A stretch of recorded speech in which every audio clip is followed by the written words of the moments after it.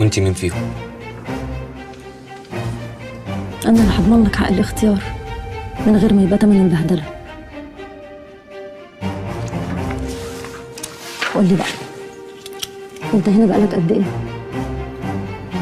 مش كتير. حد قال لك تهمتك إيه؟ ايوه. أول مرة تدخل فيها السجن؟ ايوه. If I speak to you in English, will you understand my words? I speak English. Je parle français. Hablo espagnol. Io parlo italiano. Ich spreche Deutsch. Я говорю по-русски.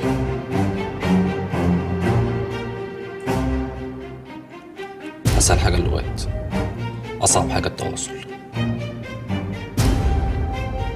القيصر ده اسمك الحقيقي؟ معرفش غيره. مين سماهولك؟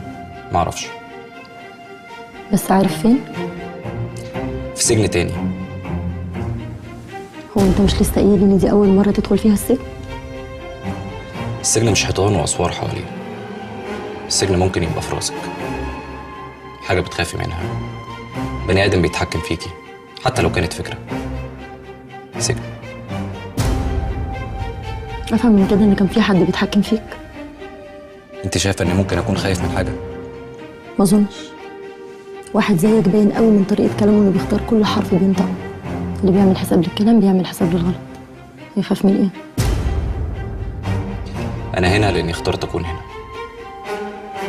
حد من اللي كنت بتشتغل معاهم كان بيطلب منك تنفذ حاجة أنت مش عاوزها؟ عمرك عشت حر؟ حر يعني اعمل اللي انا عايزه؟